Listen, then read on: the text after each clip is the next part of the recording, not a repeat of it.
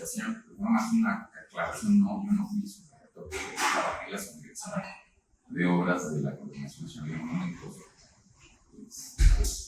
Y a veces siento que ahí fue mi verdadera formación a lo que llegué, por cuestión de la idea de y mucho aprendí de la Coordinación Nacional de Monumentos o institutos donde siento que me formé como ya más en obra y más en campo. Y en el gobierno de la ciudad más bien he colaborado, pero no he trabajado como funcionario público. Sí. Bueno, yo...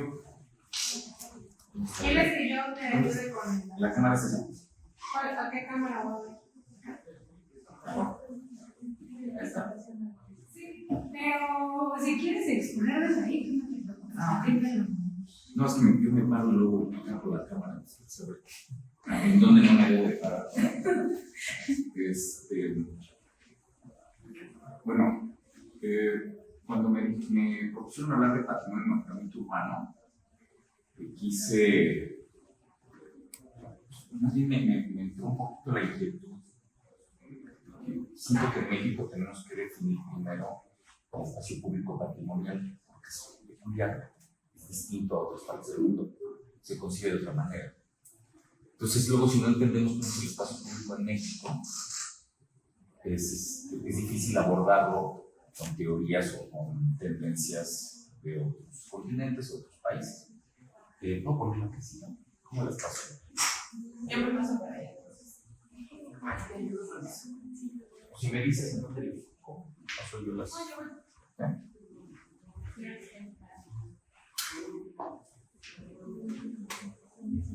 Entonces, yo tuve un profesor con Benito Artigas en la maestría, que creo que fue quien realmente me hizo entender un poquito más la parte del espacio público patrimonial, aunque realmente no daba esa clase, sino discutía un libro sobre capillas abiertas del siglo XVI. Entonces ahí fue cuando entendí. Esta es una imagen de cómo se pudo haber visto Tenochtitlan. Y pues yo me acuerdo que en la secundaria o en la prepa, creo, leímos algunas partes de la verdadera historia de la conquista de la Nueva España, de Díaz del Castillo. Y pues lo lees y te dejan una tarea, pues te va quedando, ¿no? Y de repente lo lees otra vez como si fuera una novela y luego se descubrió otra manera de ver México. Y yo me acordaba mucho de esta cita, que es de Bernaldez del Castillo, que dice, y de que habían visto cosas que no podían creer, o que llegaron a ver, que veían cosas que no podían concebir, que les parecían tan distintas y tan maravillosas que les sorprendían demasiado, ¿no? Digo, ahí está la cita, que es que no sabe si era verdad lo que veía por delante, ¿no? Pero sobre todo esta parte, dice, estábamos personas que habían estado en Constantinopla, en Italia, Roma, y nunca habíamos visto, ¿no? Una plaza tan bien compuesta y con tanto concierto y tamaño y llena de gente. No había visto algo así en una parte del mundo. Eran 300,000 habitantes más o menos. Era mucho más grande que la ciudad más grande de Europa, las ciudades más grandes de Europa. Y cuando ven esta cuadrícula perfecta con las plazas perfectamente acomodadas, era algo que no concebían. O sea, las ciudades eran de plato roto normalmente en Europa, ¿no? Era una ciudad gigantesca y muy bien trazada. Y creo yo que esto nos hace vivir a nosotros el espacio público de otra manera, que el espacio público, a lo mejor en Europa o en el norte de América, en el Oriente, en Japón, en otras partes del mundo. Entonces, para mí, creo que tenemos que a veces entender el espacio público desde este origen. No sé si puedo ver la que sigue. O sea, esto debe haber impresionado a todos los españoles y a todos los europeos que llegaron después, ¿no? Antes de la caída antes de la destrucción de diferentes ciudades en todo México, los españoles, Cortés y todos los que llegaron en su momento, cuando vieron esto, les debe haber parecido fascinante, ¿no? Y era totalmente distinto. Una ciudad en el agua, con una traza, con calzadas, y aquí creo que empieza el tema del espacio público patrimonial con nosotros. Nosotros entendemos dos cosas: las plazas y las calzadas. Y son dos tipos de espacio público distintos, unos para andar, pero tienen tema. Por ejemplo, la calzada de los Misterios tiene un tema. No es una calle, una llegas a un lugar, sino es un espacio público patrimonial lineal de camino, no es un estado como tal. Bueno, aunque te podías parar en cada uno de los misterios, sin embargo, es una manera diferente de concebir una calzada. Y las plazas igual, las plazas se conciben de otra manera muy distinta. No sé si puedo ir a decir. Artigas decía, ¿no?, que en la teoría de la arquitectura hasta el siglo XX se pregonaban mucho las características de la arquitectura en los espacios internos y no se tomaban en cuenta los espacios externos o exteriores, ¿no? Ni siquiera analizarnos en la relación entre los espacios internos y externos.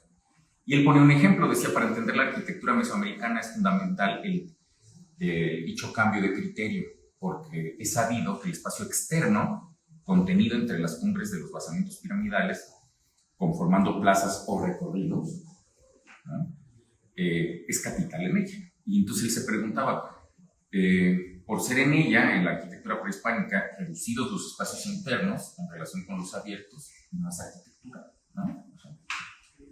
Y entonces podemos entender las capillas abiertas del siglo XVI, donde el culto católico se daba en un espacio abierto. Y entonces él decía que la plataforma era como el primer espacio público, o bueno, era como la primera construcción de espacio en México. Una plataforma que muchas veces estaba delimitada por las 4 capillas posas. Entonces tienes estos 4 puntos virtuales. Ya después hubo bardas atriales, pero en principio eran las 4 capillas posas y una plataforma. Y luego había, después se hicieron como medias cúpulas para poder darle culto, pero en un inicio fue primero una pequeña plataforma elevada, totalmente prehispánico, un concepto prehispánico del espacio abierto. Tiene un libro muy bonito, así lo traigo ahí, que dice Arquitectura a cielo abierto. Entonces creo que tenemos que entender esto para poder entender el espacio público en México.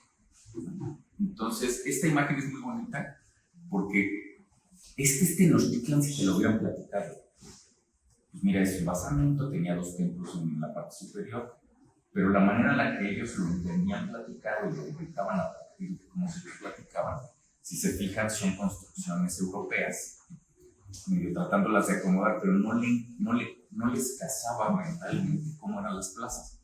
Entonces hacen unos cuadritos por ahí perdidos, pero no sé si podemos ir a la anterior. O no, mejor creo que esta es la que sí. No les daba esto. O sea, por más que se los platicaban, lo concebían de otra manera, como jardincitos chiquitos. Entonces, esto es un poquito la concepción es el inicio de del espacio público actual, ¿no? Es una fusión entre la ciudad europea, la ciudad prehispánica, y surge la nuestra. No sé si podemos ver la que sigue. Aquí esta imagen me gusta mucho porque es como se enciman, ¿no? Entonces está la Plaza Mayor, y están una serie de plazas que nosotros tenemos: la de Santo Domingo, la de Loreto, obviamente la Plaza Central, la del Zócalo. Y aquí esta imagen es de Casimiro Castro en el siglo XIX, la de abajo. Es un dibujo que hizo un globo aerostático, el dron del siglo XIX. Entonces sacó esta imagen y podemos ver el damero perfecto. Bueno, no perfecto, ¿no? Estaban algunas acequias que cortaban diagonales, pero en sí podemos ver este damero donde estaba perfectamente ubicado, en donde estaba la alameda, las áreas verdes. Esta idea de que las calles tenían árboles, solo estaban en las alamedas, y los pasos de agua. Entonces podemos ver cómo de alguna manera se encima y surge la ciudad mexicana, que además yo, cuando hablo de la concepción del espacio público, es también una manera de concebir la ciudad. Por ejemplo, siempre he sostenido un poquito que un mexicano, cuando llega a una ciudad, necesita buscar un zócalo, ¿no? Entonces, de repente, cuando van a Londres o vas a otra ciudad, no existe un zócalo. No hay una gran plaza central que digas: ya llegué al corazón de la ciudad, ¿no? Entonces, normalmente los mexicanos dicen que no todos, que en el norte es distinto que en algunas regiones, pero podríamos hablar de un grueso. Concebimos la ciudad como una plaza central de donde surge todo lo demás, como si fuera el corazón del tronco, ¿no? Y lo demás son como anillos concéntricos, ¿no? Que van creciendo. Podemos poner la otra.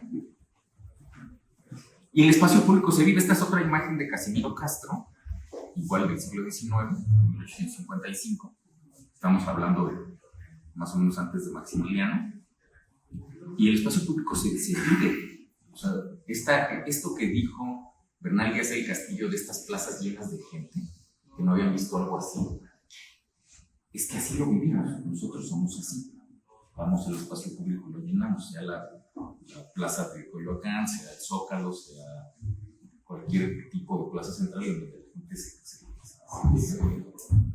se amontona, se codea, ¿no? Nunca me lo he dicho, se codea. Entonces esta imagen me gusta porque está el borracho, que ya lo están sacando, pero también está la gente bien vestida, y por allá se ve como que venden tamales, ¿no? Entonces podemos ver que el espacio público nutrido, la plaza llena de gente, es la manera en la que nosotros concebimos el espacio público. Lo digo yo, dibujado en la crónica de la Ciudad de México y de otras ciudades. No me quise ir a otras ciudades porque si no, no acabamos. O no hubiera ido yo a la cita. Podemos ponerla que sí. Por ejemplo, este es un domingo en la Alameda, el mural que se rescató de Rivera, y podemos ver que así se vivía la Alameda, llena de gente. Entonces el que vende globos, el que vende, por acá se ve que hay alguien que vende dulces, y se ve nutrido. O sea, la Alameda también es un lugar donde la gente se juntaba, ¿no? La imagen que puse abajo es un poco, a lo mejor es más vieja que yo, pero yo recuerdo la Alameda, que se veían los globos, ibas y te tomabas la foto con los Reyes Magos, ¿no? Porque el espacio público está hecho en México para eso, para esta reunión, ¿no? Aunque tenemos las calzadas que son de camino y tienen tema, por ejemplo, Paseo de la Reforma, a pesar de que es más viejo el Paseo de Bucareli no tiene tema. El Paseo de la Reforma tiene tema. Si lo ponemos en un símil, es un poco como la Plaza de los Misterios, tiene una serie de monumentos que te van contando, tiene un tema, en el Ángel, en la Diana, llegas al bosque Chapultepec, y entonces es una calle, es una calzada que tiene tema, a diferencia de Bucareli, que solamente era como una salida. Entonces podemos ver que estos espacios públicos son para vivirse, para rodearse y para que sucedan cosas, ¿no? Sobre todo la comida. Podemos ponerla que sí. Y por ejemplo, hubo todo un tema, toda una discusión no mía, incluso gente que tiene, pues, digamos, más tendencia a la antropología urbana, que cuando se arregló la Alameda y sacaron a todos y se prohibió todo, algo murió en la Alameda. O sea, ya no están los Reyes Magos, ya no hay algo de azúcar, ya no hay globeros, ya no hay una serie de funciones que juntaban a la gente, y un poquito lo que quedó después fue el agua, ¿no? Entonces los chamacos van y se meten a estas fuentes que no se funcionan siempre, pero cuando funcionan y hay agua, pues todo el mundo va y se baña en estas fuentes de la Alameda. Entonces, ¿por qué quiero empezar por aquí? Porque creo que es la manera un poquito de entender el espacio público mexicano. La plaza, son las calzadas, son los puntos temáticos, y de alguna manera también están ligados a la historia. O sea, no quiero poner los ejemplos distintos porque puede parecer que estoy hablando mal de algunas intervenciones, pero la Alameda, el centro de Coyoacán, Paseo de la Reforma, o sea, son una serie de espacios públicos que tienen un pasado. Como tienen un pasado, tienen una personalidad, tienen algo que le llaman arraigo, le llaman identidad, podemos llamarle de diferentes maneras. Sin embargo, tienen una historia, no son nada más un espacio abierto, no es un solar, no es un terreno baldío, ¿no? Tienen una serie de historias, ¿no? Ya sé que están los poderes ahí, que se encuentra hasta la iglesia, el palacio municipal, hay unos que no, unos que son la escuela, o hay otros que son parque, ¿no? Pero tienen una historia, como tienen una historia, tienen una personalidad y son procurados como tal. Que sigue. Pues miren, esta es una cita de Patricia Ramírez Curi, tiene un pequeño ensayo que se llama Espacio Público, y pregunta Espacio a Todos. Se los recomiendo. Y habla un poquito del espacio social y simbólico percibido, apropiado. Bueno, está aquí citaba Lefebvre, tiene demasiadas citas el ensayo, pero va desarrollando una idea muy padre. Es la construcción social y simbólica de la ciudad, es un elemento fundamental del orden urbano. Y entonces aquí entramos un poquito ya a la definición como general de que el espacio público es aquello que está como en medio de los espacios privados, ¿no? O sea, una serie de espacios privados y lo que queda en medio es espacio público. Haciendo un pequeño resumen para no tener aquí una conversación demasiado teórica, bueno, pues están los espacios, podemos pasar por el espacio que es de transición, la calle, ¿no? La banqueta, aunque puede ser un estar, en esencia es algo para caminar, pasar de un lado al otro. Es histórico, el camino real en México pues era el camino que era público y le pertenecía a todos para poder ir de una ciudad a otra, sobre todo en estos tiempos latifundistas en donde de repente ya no podías pasar de un lado al otro, quedabas en medio de grandes territorios privados, ¿no? Entonces este espacio público, digamos que es el derecho de vía, toda la separación entre un terreno y otro. Y hay los que son, vamos a llamarlo un estar, ¿no? Es un lugar donde uno convive, que son las plazas, los parques. Bueno, y aquí cuando hablan del conflicto, me tocó dar una plática una vez sobre, no me lo van a creer, pero la antropología de la bicicleta. Tengo pasión por las bicis. Y sí, siempre hay una disputa por el espacio público, ¿no? Así como el que pone su bote porque quiere estacionar su coche afuera, está el que se queja porque pusieron una ciclovía y hay un carril nuevo para coche, o el que quiere ocupar la banqueta porque se extiende un poquito y pone una reja para extender su propiedad privada. O sea, hay una disputa por el espacio público todo el tiempo. Si lo vemos en el tránsito, en el caos de la ciudad, hay una disputa constante entre motociclistas, automovilistas, comercio en vía pública, pero hay una disputa constante por el espacio público. Podemos dar más. Pero también el espacio público se transforma porque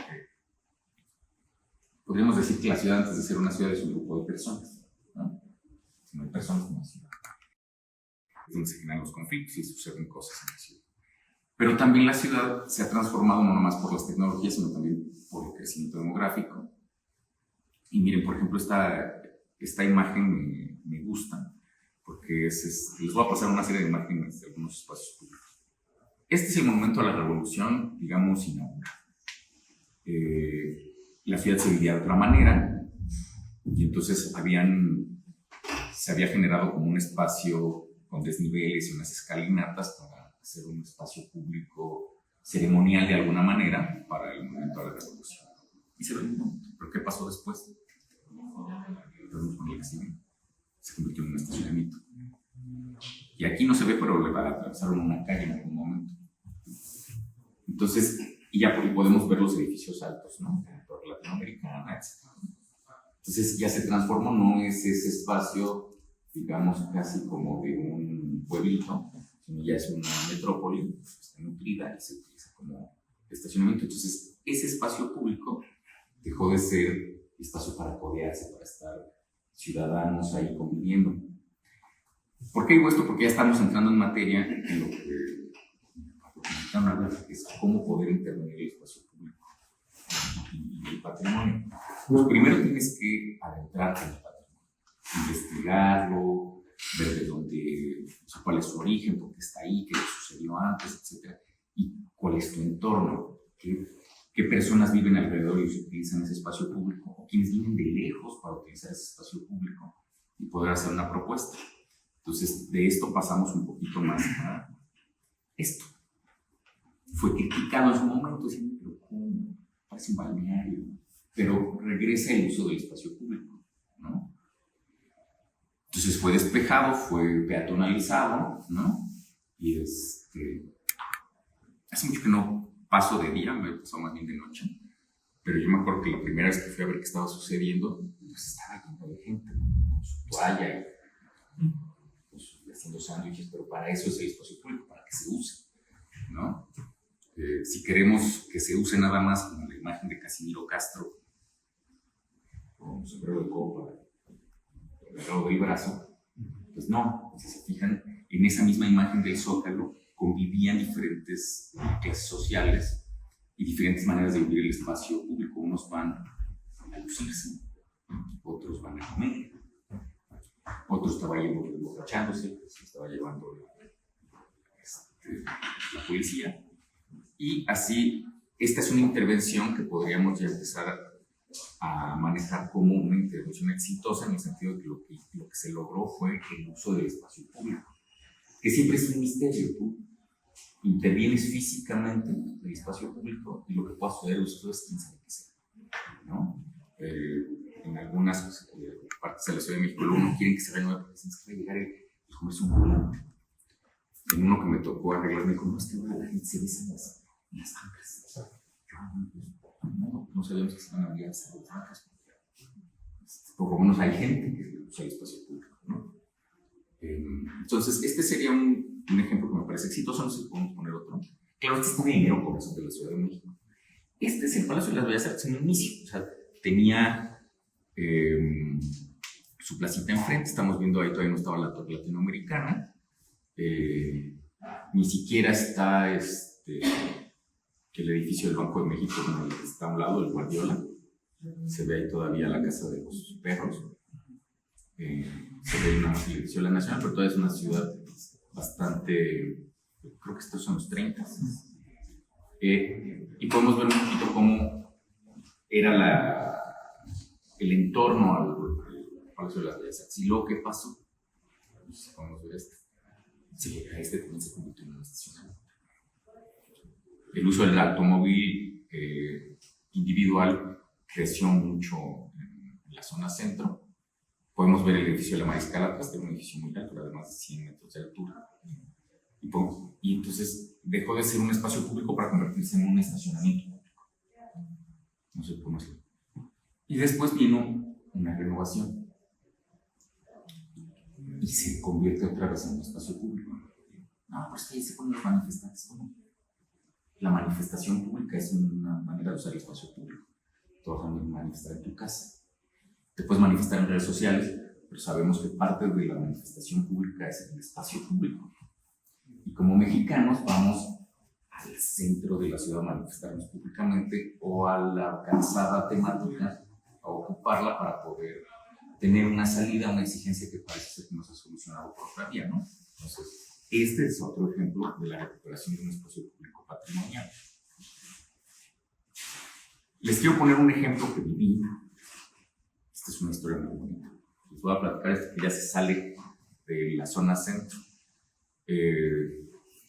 Tengo un amigo que trabajaba en la alcaldía Benito Juárez y me decía, oye, fíjate que tenemos un presupuesto participativo, pero resulta que esto está catalogado por el INAH, por el INPE, por Sedubi, por Dios Padre, el Espíritu Santo, de la UNESCO y no sé quién más. Y pues no se puede hacer nada. Digo, no, ¿cómo se puede hacer nada? Claro que se puede hacer algo. Entonces cuando llegué y vi esto, dije, bueno, ¿esto qué es? ¿No? Se veía más como un mugrero ahí. ¿Cuál es el primer paso? Investigar. Si tú no investigas, no tienes manera de intervenir en el espacio público. Investigas el monumento, el espacio, y también el contexto social. Los que viven ahí o los que viven ahí. El espacio público no siempre es de los que habitan en el entorno, aunque a veces pareciera, ¿no? ¿Por qué vienen a este parque unos que son de otra colonia? ¿No? Entonces, vimos este objeto y tengo una socia que se llama Lorena Escobar, que es la que es buena para investigar, no sé de dónde saca fotos. Dijimos, bueno, antes de cualquier cosa, tenemos que investigar y hablar con los vecinos de la zona de que sea, ¿no? Entonces, no sé cómo ver la siguiente. Pues empezamos a encontrar información. Resulta que la colonia Insurgentes Mixcoac, pues empezó a fraccionarse. El monumento era un monumento que originalmente lo había hecho Leonardo Noriega, el mismo que hizo Fort Limber, el mismo que había hecho la placita de las Américas en Polanco, que pertenecía a un grupo de desarrolladores que hacían urbanizaciones muy peculiares como Polanco, La Condesa, etc., que a la fecha son exitosos, ¿no?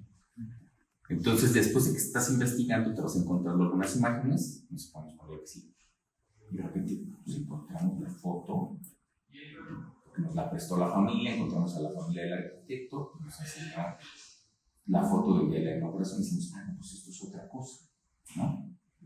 Pero al mismo tiempo, no encontré fotos, por eso hasta llegué un poquito tarde, porque estaba yo buscando, donde tuvimos reuniones con vecinos de la zona, especialmente con unas señoras muy grandes, que platicaban, sí, yo me acuerdo que tenía una tehuana y una china poblana, ¿no? Entonces, bueno, entonces descubrimos que esta era la imagen original del monumento, que los vitrales muy probablemente son de Montenegro, que eran una poblana, una china, era una tehuana, una china poblana, una veracruzana y una yucateca. Y cada uno de los vitrales. Y bueno, pues le faltaban algunos elementos y esto era totalmente diferente, ¿no? Entonces, ya tenemos información de cómo era, pero esto es material, no social, esto es primeramente material. O sea, ya sabemos materialmente cómo era.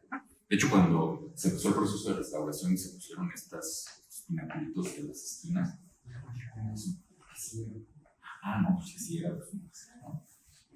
O la que sigue. Y en la investigación pues encontramos la foto de Ica, decíamos, mira, no había nada. Lo primero que hubo fue que dicen que es una fuente, no es una fuente, es una belleza transparente, translúcido de colores.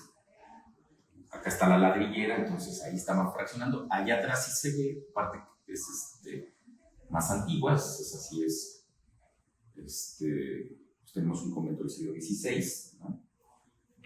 Pero en esta parte que se fracciona no había nada. O sea, sí se ven las calles. Todavía me tocó ver parte de esta casita, que la habían dejado algunas partes, y ya, cuando llegué, ya lo habían demolido. Pero estas dos las demolieron recientemente. Entonces, bueno, ya empezamos a investigar y después empiezas a tener contacto con el vecindario y te empiezan a prestar sus fotos, ¿no? Mira, esta es la tía, ya se murió, pero bueno, creo que está todavía viva. La señora decía, esta es mi tía, y entonces ahí nos tomamos una foto. Tengo un amigo de la prepa que me dijo, oye, yo vi que hay enfrente, mira, te mando esta foto que tenemos ahí guardada, ¿no? O sea, ahí se veía el deterioro de los... Es que si ponen atención, son unos vitrales hermosos, ¿no? Aquí se ve que es una mujer con un cántaro, con una olla. Y aquí ya vemos que se empezaron, aquí ya falta uno de los pináculos, ¿no? Todavía se ven casitas chiquitas y algunos lugares vacíos. Y las niñitas jalando carros.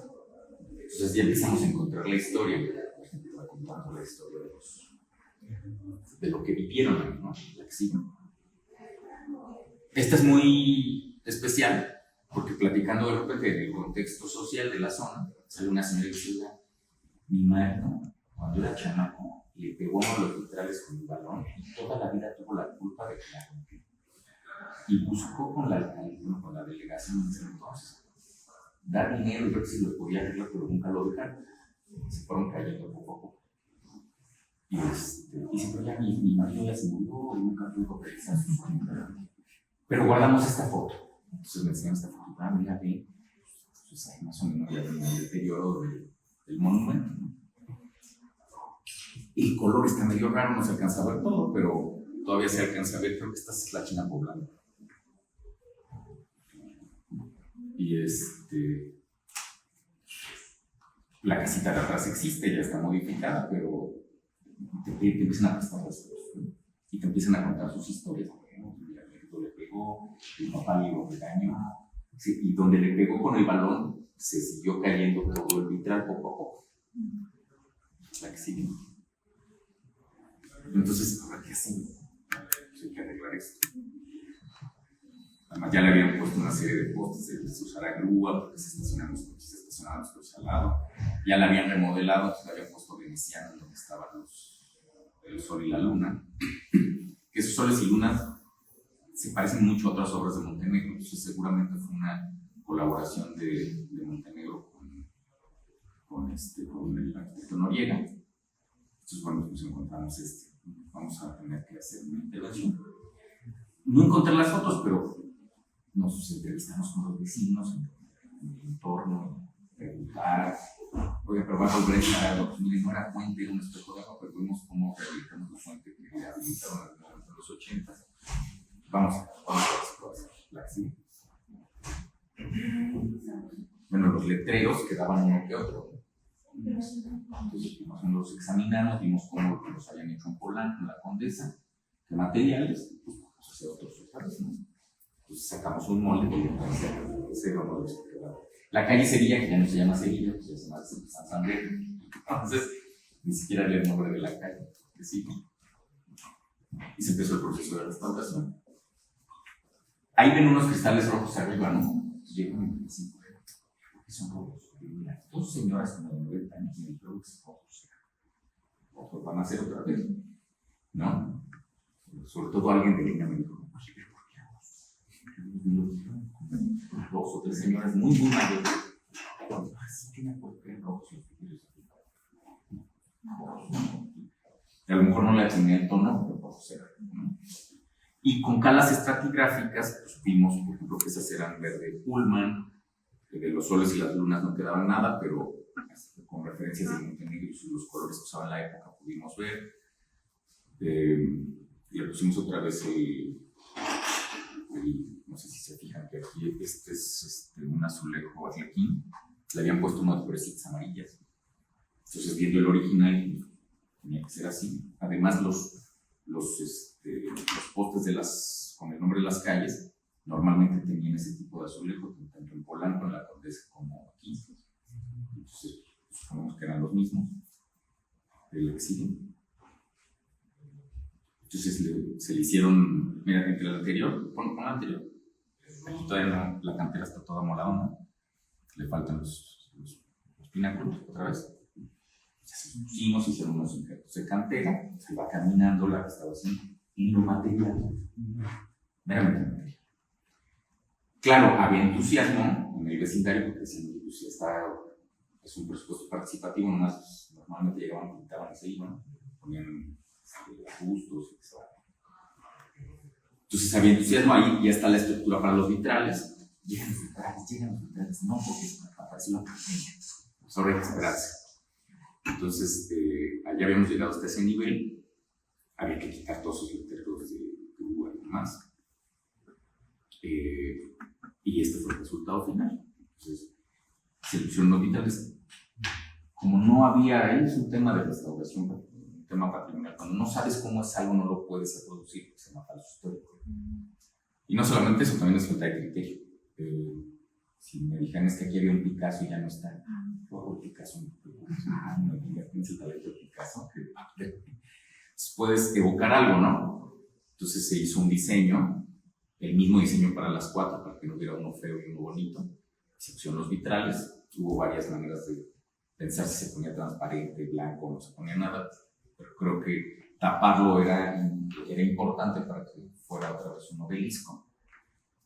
Ya se cerró, se terminó, si se fijan, se quitó se quitaron todos los postes, habíamos restaurado limpiado todo la guarnición de piedra, pero el servicio urbano dijo, qué bonito quedó, hay que pintarlo de amarillo. Pintaron la guarnición de piedra de amarillo otra vez. Bueno, se hizo su trabajo, hay que explicarles que la piedra natural es un tema de patrimonio. Pero hasta ahí quedó. Sin embargo, ¿qué pasó? O sea, hay un tema, insisto, en un espacio público patrimonial es muy importante no solamente lo externo, el INVAL, el INAS, el patrimonio, en cuanto a cómo vas a intervenir en un espacio patrimonial, no puedes llegar a intervenir como tú quieras. Es muy importante la parte. O sea, uno se termina vinculando en una renovación, o sea, en un mejoramiento urbano en zona patrimonial.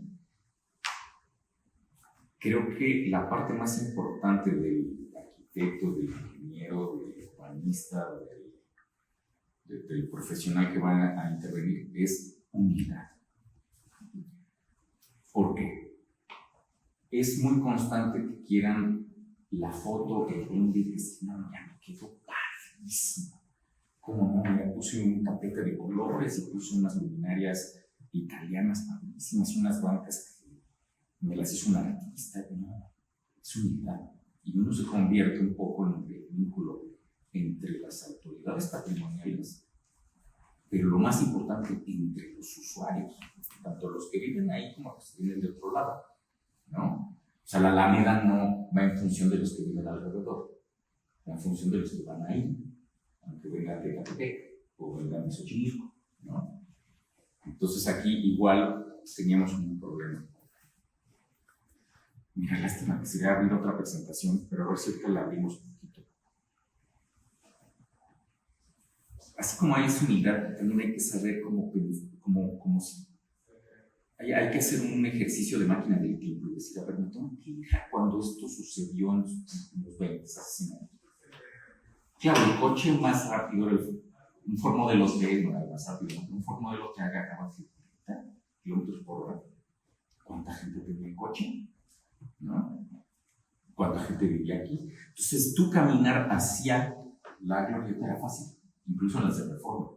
Veías venir un coche y te va a caminar, así trajeras un vestido complicado, en lo que se aproxima y venían 4 coches, ¿no?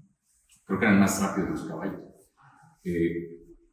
Y había pocos. Entonces, cuando se empieza a nutrir en más automóviles que agarran velocidades de hasta 70 kilómetros por hora en un tramo pequeño, entonces algo tenemos que hacer porque es difícil llegar ahí sin tocarte el pellejo, porque entraban por Santander muy rápido y te alcanzan. Entonces, ¿cómo poder tener un mejoramiento en una zona patrimonial tomando en consideración a los que vienen de otro lado y también a los que viven de exilio? Esta es una imagen de noche. Esa es otra. Luz no tenía, pero pues, todo el mundo quería luz se le puso, porque es un contexto social en el que dicen, gente con luz, que se ilumine bonito y tal. Y miren, la luz no llevaba, pero vamos a ponerse un micro.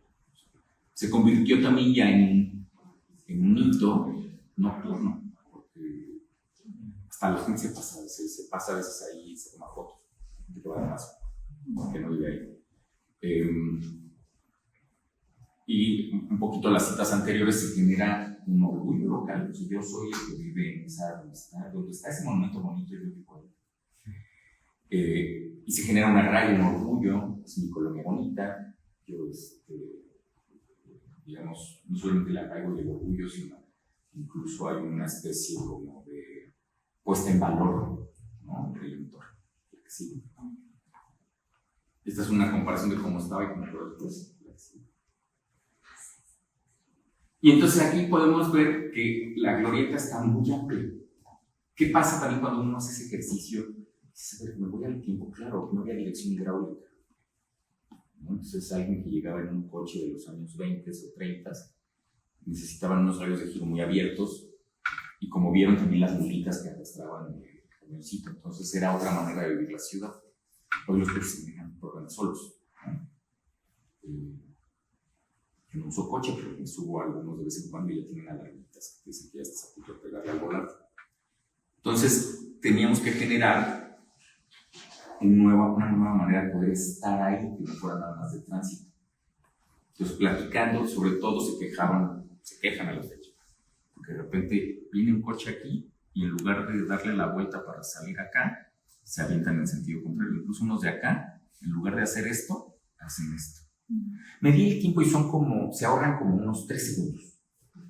O sea, ese riesgo peatonal les genera poder llegar más rápido a su destino unos 3 segundos.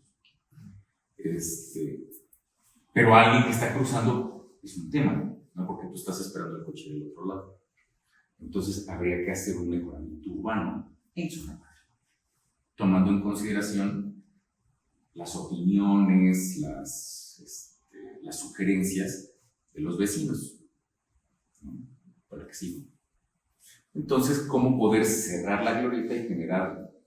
Se hicieron muchas propuestas, no las voy a poner aquí porque sería cansado, pero de repente decían, no, a ver, pegar la glorieta hacia una banqueta no está bien porque deja de ser una glorieta, entonces hubo toda una discusión. Pero lo que sí se podía hacer era como ensanchar las banquetas del alrededor y generar un jardín alrededor de la glorieta, ¿no? Entonces tienes un andador, tienes más vegetación, tienes áreas para la convivencia, entonces se genera una especie de parquecito con el monumento. Esta es la vista de noche. Y eso fue lo que pasó. Entonces ya tienes bancas, tienes los letreros de... Claro, hubo una queja, porque si es que si voy del otro lado no se ve, es que sí, no tienen vista de los dos, y tampoco tiene flechita del centro de la calle, pero a un costado está el moderno, que le puede servir. Entonces los volardos, porque la gente luego no entiende y se sube a las banquetas.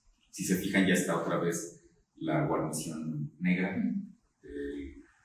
Tiene un engobe de cal con pigmento negro, una trampa porque no sale todo el amarillo. Pero el pavimento, el acabado es el mismo, que es el Santa Julia clásico de mediados del siglo XX, que eran estas rojas que había en el Paso de la Reforma, en los Urgentes, ¿no? En los lugares. Entonces se puso en la glorieta, y la que sigue. Y entonces ya hay otra competencia. Entonces ya hay una manera de sentarte a disfrutar el espacio. Sientes un poquito la evocación de la época con los de las calles, con el mismo monumento. Ya las construcciones de alrededor ya se modificaron, pero puedes sentir como este corazón de colonia, de ciudades, el corazón a pesar de que tiene la Plaza Jauregui, se convierte tienes como dos centros, ¿no? La Plaza Jauregui y tienes la glorieta de la Plaza Sevilla.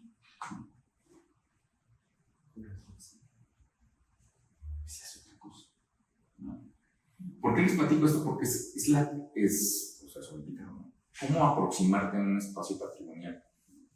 Es eso, te conviertes con toda la unidad del mundo en ser un vínculo entre las necesidades que tiene el espacio y, digamos, la procuración del patrimonio, ¿no? O sea, tú no puedes intervenir en un espacio patrimonial como se te dé la gana. Tienes que cumplir con ciertas, no solamente con la Ley Federal de Monumentos, sino con criterios de intervención patrimonial. La cantera, el pavimento, una serie de cosas. Entonces te conviertes en alguien que está en medio de esos digamos, eres un puente entre estos dos, entre los ciudadanos y las autoridades encargadas del espacio público. Que luego es complicado porque, por ejemplo, CEMOVI no tiene, y CEDUBI, y los ingenieros de tránsito de la Secretaría de Seguridad Ciudadana, el Instituto Nacional de Antropología e Historia, el Instituto Nacional de Bellas Artes, no tienen los mismos criterios. Entonces también tienes que mediar por allá para ver, por ejemplo, uno que me tocó ahí en Reforma y Lieja, ¿no? Pues obviamente los criterios de Lina eran unos para lo que fue, no sé si han visto que hay un camino al centro del Camellón, que es nuevo. Los criterios que tenía el instituto eran absolutamente distintos a los que tenía CEMOVI y no casaban, ¿no? Unos decían, no, pues tiene que ser un tartán verde de ciclovía que el instituto decía, no, pues es un lugar rústico, el verde fosforescente, y el volardo y la señalética, en fin. Entonces se llegó a un punto medio. Yo estuve un poquito en ese tema. Por ejemplo, estos letreros no cumplen con la norma actual, ¿no? Por muchísimas razones, ¿no? Pero ¿cómo poder mediar, no? Entonces, de repente decía, mira, en París, en Roma, la señalética afuera de la zona histórica es una y adentro es otra. Hasta en Nueva York, tú vas en la zona protegida y los letreros son como cafecitos y tienen unos algotantes tipo 1900. Y si te vas a otra zona, cambian por versiones, digamos, pues, más actuales, más eficientes, etc. Pero aquí tienes tú que conservar una imagen patrimonial. No es en México, es en otras partes, ¿no? Entonces, aquí terminaría esta parte. Tengo tiempo. Sí. Puedes ponerla de... No quedaba otra, ¿verdad? Ahí se muere. La de que dice Joco Coyoacán.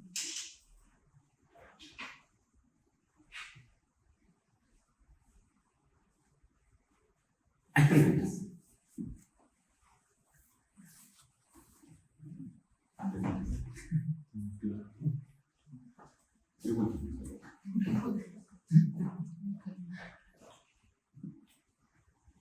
¿Ninguna?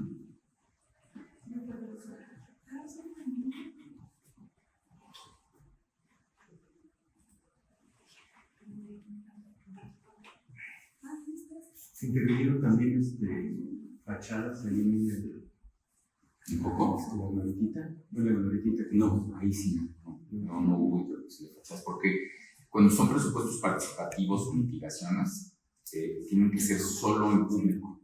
No puedes ir a un predio privado. De hecho, hay todo un tema, porque me ha tocado participativos en atrios de iglesia, es una propiedad federal, ya no es un espacio público. Ya es que hay calles, de hecho, para hacer intervención, para hacer construcción, tienen que llevar ciertos lineamientos de acuerdo a la dependencia. Sí. Por ejemplo, me brincó mucho una que tú llegabas a Iztapalapa y dices, no tiene nada. Entonces, bueno, aquí el asunto es el trazo. Por eso son las categorías. No puedo seguir por el trazo. Pero sí marcaban ciertos elementos que tienen que cumplir las construcciones. Y a veces es porque eres colindante. O sea, ni siquiera es el trazo. Por ejemplo, oye, ¿y por qué esto es patrimonial? Porque está usted junto a la tienda. Entonces, usted construye lo que sea porque está junto a la tienda. Entonces, si usted hace algo de cierta manera, puede afectar el paisaje histórico de la zona arqueológica. Entonces, a veces ni siquiera es por estar adentro, es por estar pegadito, ¿no? El caso polémico de la construcción esta que pararon frente a CEU. No está en la ciudad universitaria, enfrente. Pero esa construcción enorme afectaba, ¿no?, el patrimonio de la humanidad en ciudad universitaria. Estás enfrente. Estar enfrente también es un tema, ¿no?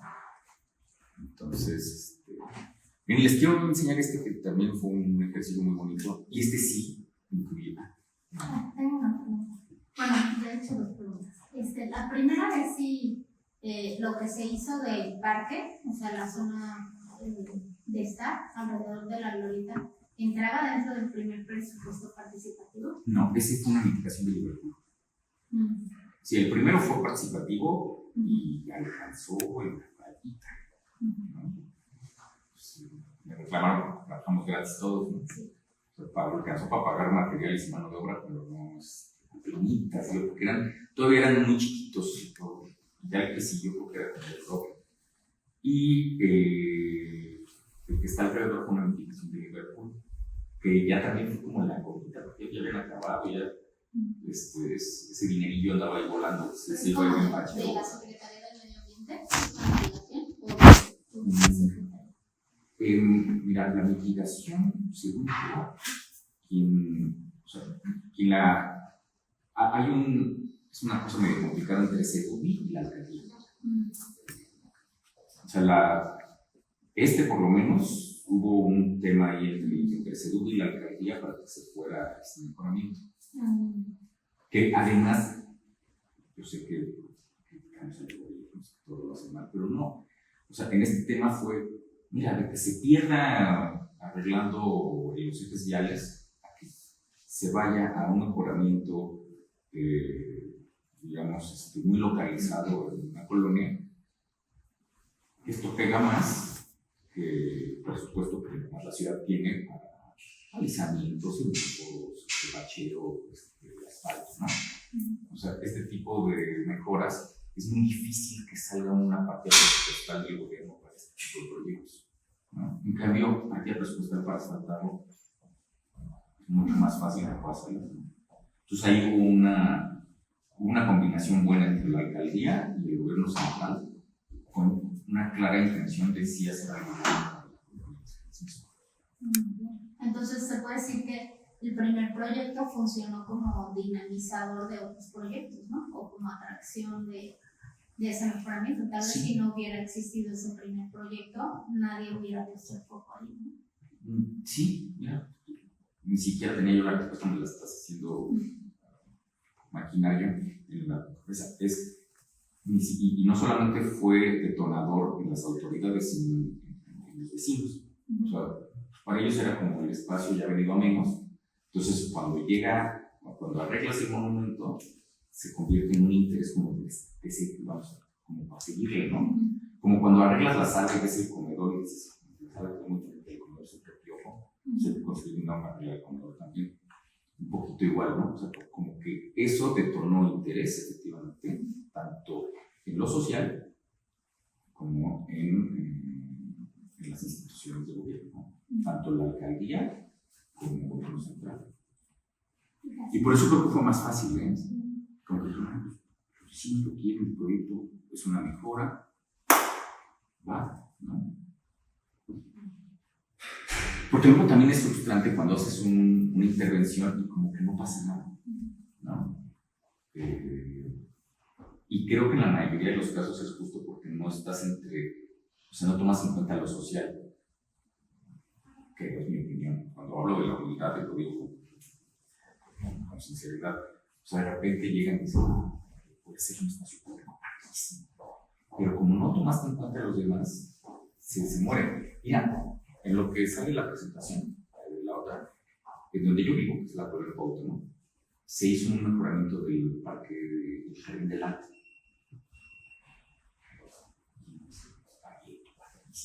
Pero como no se dan cuenta de lo social, apenas se terminó, hubo una exigencia de juguetitos infantiles, porque los quitaron, ¿no? Entonces, sobre todo la gente de San Rafael, que está en medio de las dos colonias, ¿no? Si es que nosotros venimos aquí y traemos a los niños y ya no hay una resbaladilla, ¿no? Entonces hubo todo un manejo de poder encontrar un recurso de parquímetros para volver a poner unos jueguitos, ¿no? Y el arquitecto que hizo el proyecto, lo conozco, me acuerdo que me dijo, no, pero o sea, perjudicaron mi proyecto. Y yo pensaba, ¿cómo le digo que pues echaron un montón? Pero, o sea, hay una parte social que dices, yo voy a decorar toda mi central, ¿no? Está padrísimo, tiene un chorrito de agua por el medio, pero yo quiero una resbaladilla. Y espacios públicos para eso, ¿no? Por eso ponía yo ejemplos de los Reyes Magos, porque lo social es lo más importante, ¿no? Pues, me remonté al prehispánico, o sea, es el encuentro, ¿no? Cuando tú ves estas imágenes, son reproducciones de cómo pudo haber sido Tlatelolco, pues la gente iba a ver frijoles, era un mercado a cielo abierto, ¿no? Y los otros, pues te das cuenta de que van a codearse, a convivir, a verse, ¿no? Esa imagen de Casimiro Castro en el centro habla por sí sola, ¿no?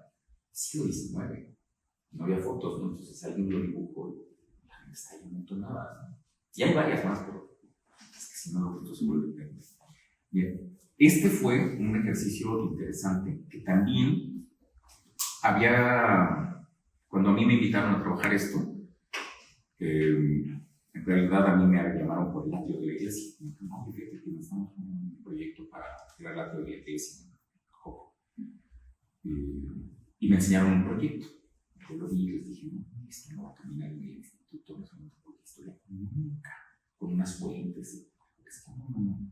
Oye, ¿cómo se hace? Y dije, mira, es que para hacerlo hay que entrevistarse primero con los que usan el atrio. ¿Cómo? Sí. Hay que hablar con la gente que está involucrada en la fiesta patronal, con el padre, con el mayordomo, etc. Consíganme una cita y pues con mucho gusto. Entonces nos acercamos, empezamos a entrevistarnos con estas personas Y sobre todo, más allá del ateo, o sea, todos, o sea, quién va a misa, quién no va a misa, quiénes participan. Y entonces nos empezaron a dar fotos de diferentes épocas en el atrio de la iglesia, quienes participaban. Hay familias que llevan generaciones como danzantes en la fiesta patrona. Entonces, antes de cualquier intervención, insisto en esa unidad, es quiénes lo usan y cuál es la historia, porque obviamente vas a necesitar una licencia de autorización del INAH, de monumentos, y pues tienes que responder al uso, ¿no? Y ese proyecto que me enseñaron, yo sentía como que no estudié ninguno de los dos, iba a caminar con los usuarios, ¿no? La que sigue. Entonces, esta me la voy a leer más rápido porque esto es mucha historia. Pues te pones a investigar, a ver, ¿en qué momento? ¿Cuándo surgió? Entonces, hay unos hallazgos recientes por parte de Salvamento Arqueológico que nos dicen que es, no me acuerdo si es 400 antes de Cristo. Te das cuenta de que existe, que hay planos donde ya lo mencionan. Sí existe, sí tiene un antecedente, no es del siglo XVI, es del XVII, pero probablemente hubo alguna construcción ahí antes, tal vez de madera, pero de que ahí existió el pueblo, existió chiquito, prehispánico además, ¿no? Es por texto, saltar con la llave de esa memoria, y localizas, ¿no? Y saber, tengo que investigar. Entonces, hay muy poca información. Podría decir que es casi nada. Pero hay manera de investigar. Entonces, de repente dicen, ay, bien, hay fotos aéreas de los 30, ¿no? Entonces, así me di cuenta de que se habían robado la calle porque era más ancha. Entonces, como que se ve que todo el mundo iba echando su batita un poquito más hacia la calle. Y entonces dejaron ya unos callejoncitos muy chiquitos. Y te das cuenta exactamente en dónde estaban concentrados todos, ¿no? Entonces, pues mira, aquí está la iglesia y aquí se ven casitas. Y luego cuando llegan dicen, oye, no, es que el pueblo era todo esto. No, el pueblo era este.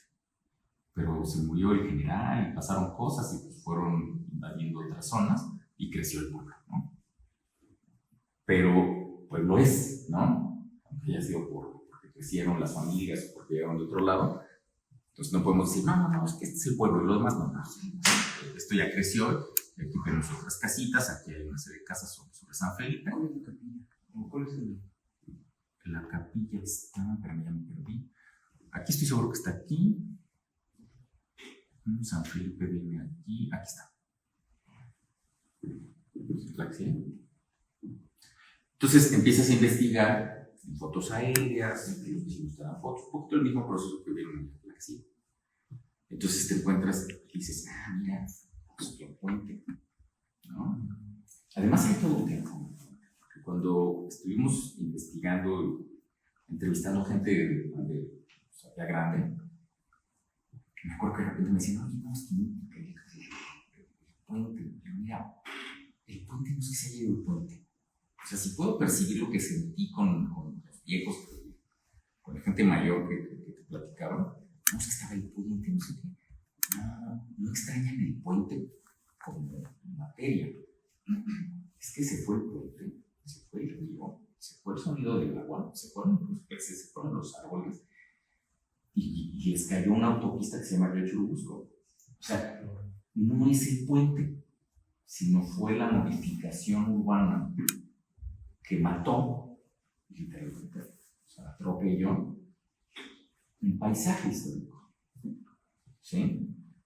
O sea, sientes que el puente, lo mencionan mucho en el sitio, el puente es como cuando te acuerdas de un objeto, de una persona, pero en realidad hay todo un... O sea, si lo destapas, salen toneladas, ¿no? Entonces dices, claro, que ahí se cortaban el cabello de un lado, que tenían pleito con los del otro lado, y entonces el puente, aquello que decían que un puente dividía más que un, es muy cierto. Y las crecidas del río, y las cosas que pasaban por el río, que luego a veces venían con chivos muertos, gente aventaba basura, cuando llovía mucho, cuando llovía poco. Entonces, te das cuenta de que hay todo un contexto alrededor del puente, ¿no? Entonces, esto era Churubusco. es Churubusco. No ha dejado de ser. Ahí está. Ese río es. La foto de... ese río es el río Churubusco, solo que ahora está entubado, ¿no?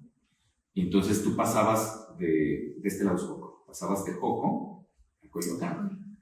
Hoy si vas tú por Avenida Cuauhtémoc, pasas debajo de la autopista, ahí había un puente de piedra que es este, que cuentan que no lo terminaron de destruir porque estaba durísimo. Entonces por más que le pegaban, nomás no se podía. Eran demoliciones de aquel entonces que era con una bola de metal que les pegaba, ¿no? Sí. Entonces. Y entonces aparecen las fotos del SINAFO, del Sistema Nacional de Fototecas, y de los vecinos, ¿no? Esta, por ejemplo, la persona que nos la compartió es esa señora, bueno, esa muchachita, que es una señora grande, nos compartió esa fotografía. Entonces te das cuenta que tenía unos roleros, que no había pavimento, pero como que es tierra. Entonces tienes que ver un poco cómo pudieron haber sido. ¿Qué pavimento le pones si pasó de tierra a combinar? Y dices, bueno, pues, ¿qué le hubieran puesto si hubieran tenido dinero en el siglo XVIII? Pues bien, no creo que le hayan echado asfalto. Que había una combinación entre asfalto y morteros de cemento y demás, ¿no? Entonces empiezas a investigar, pero esta investigación es parte investigación en archivos, parte investigación con la gente que vive alrededor y que tiene abuelos que son de tercera, cuarta generación. Perdón, regresa. Y los trajes, no, es que ya no hacen los trajes así, antes se hacían a mano y ahora ya es otro lo modificado. Pero la persona que lo compartió sigue participando en la fiesta patronal. ¿No? Sí. Bueno, aquí se hizo todo el trazo, empezar a investigar lo que sigue. Estos son puros serios. Bueno, este sí es interesante porque, así como les digo lo del puente, de repente dices, ok, está mítica. Pero es que no es mítica, es una serie de. O sea, es la ciudad. O sea, podría yo decir que hay una resistencia que me encanta, pero al mismo tiempo es muy complicado que, ahora que está de moda el término gentrificación en ciertas colonias, la ciudad es un monstruo que empieza como a ahorcar todo, ¿no? Entonces hay una resistencia, pero la caída del desarrollo lleva muchos años, o sea, porque igual cayó el IMER y la Cineteca, que la fábrica de chocolates y de dulces, el Centro Vancomer, el Centro Coyoacán y la Sociedad de Autores y Compositores. O sea, en realidad son varios los fenómenos, digamos, que van dejando, o van reduciendo más bien, el espacio de casitas de pueblo o de familias originales, ¿no? Me tocó conocer en Coyoacán por otro proyecto que hice. Alguien dijo, yo vivía en Joco. Y hicimos, nos fuimos, ¿no? En algún momento dijimos, vendemos la casa esta y fue una de las propiedades que usó Ziquitahuas, nos fuimos ahí, ¿no? ¿Por qué? Pues porque nos ofrecieron mucho dinero por nuestro terreno. Y me acuerdo que me dijo, mira, muchos de los que no se van es porque están intestados, o sea, era la casa que ya se dividió en 4 y entonces no tiene las escrituras, pero ya se murió el tío y el abuelo nunca apareció y a veces se les complica, si no tal vez también ya habían vendido algunos de los que están ahí. ¿Sí? Por ejemplo, esta foto me encanta, ¿no? Que es la vida diaria en una de las calles de Joco. Y como podíamos ver, que les preguntaban, ¿de qué color estaban pintadas las casas? Sí, no, pues todas estaban así con el adobe a ver. Y como ya había ladrilleras, pues usaban ladrillo y adobe, sobre todo ladrillo y tabique, que sacaban de ahí mismo. De hecho, los terrenos se hacían como cráteres. El negocio fue redondo. Primero hicieron tabiques y después lo usaron como depósito de escombro. Entonces lo llenaban con escombro. Esta es otra foto aérea. Aquí déjame acordarme dónde está el templo, porque luego me hago bolas. Aquí. Si aquí está el panteón, tiene que estar aquí. Aquí está el templo. Eso es lo que está cerquita del IMER. Sí, está atrás del IMER. O sea, si tú vas a la Cineteca, y te sales por no por Cuauhtémoc, digo, por la Avenida México, entonces sales por la otra, sales a el Mayorazgo. Si caminas en sentido contrario, te encuentras el centro de la Aurora. Sí. A mí este fue un proyecto muy bonito porque yo fui a ni siquiera a hacer la obra, fui a hacer el proyecto de un atrio. Y entonces me entrevisté con la gente para saber cómo hacer un bonito proyecto de atrio. Igual lo que les explico, o sea, entre las autoridades que marcan cómo se puede intervenir en un espacio patrimonial y los usuarios o la gente que vive o usa esto.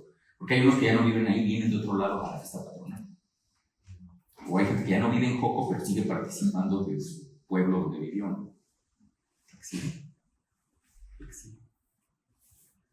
Y aquí empezamos. Quiero brincar. Y entonces, cuando estamos viendo lo del tema del teatro, resulta que también tenían como una especie de litigación. Tenían que arreglar el San Felipe, ¿no?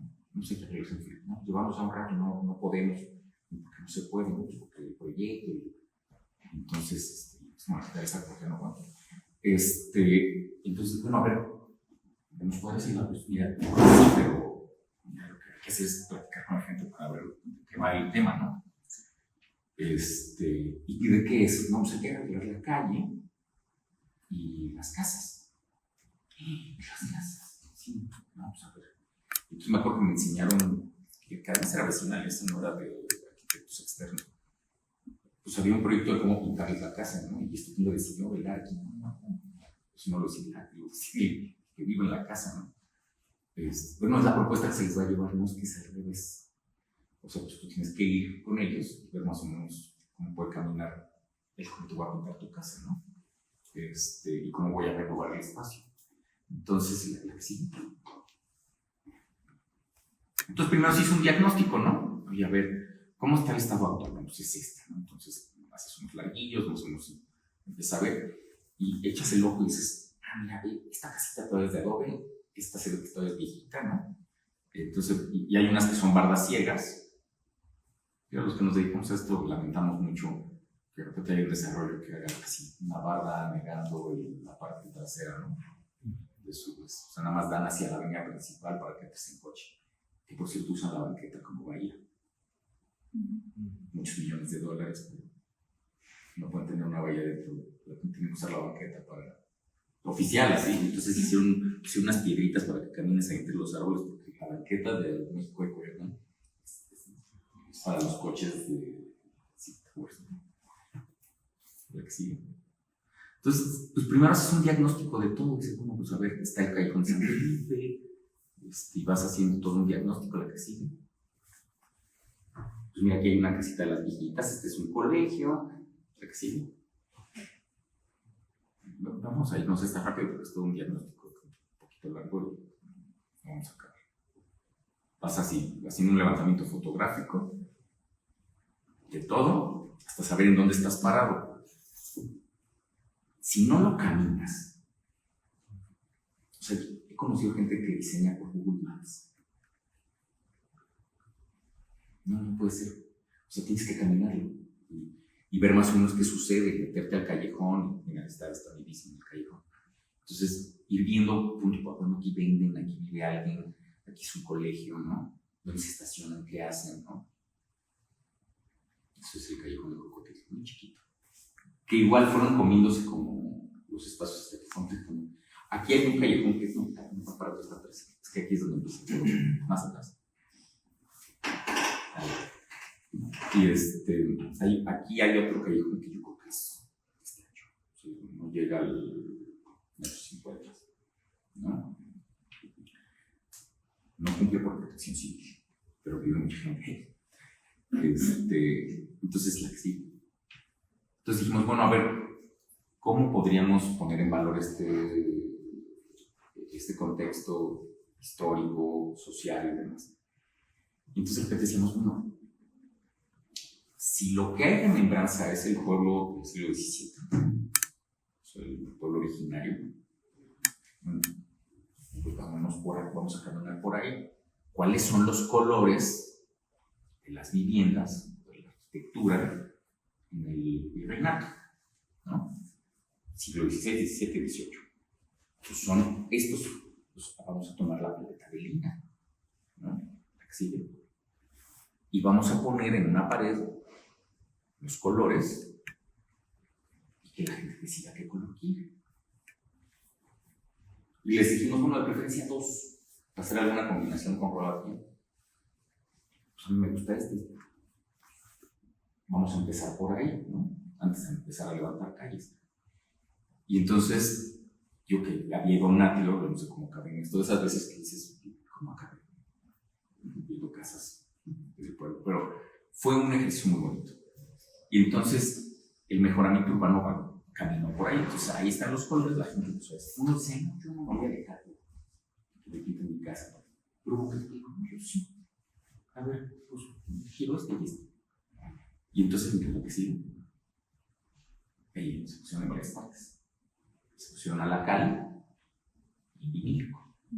Pero la gente ahí, el pasillo, decía, no, y la cal usa pues nadie quiso cal, porque en el vecindario se habló muy mal de la pintura de la cal, entonces todo no se vinílico. Entonces, nos empezábamos a entrevistar con, les voy a explicar, cada quien escogió un color, o 2 colores.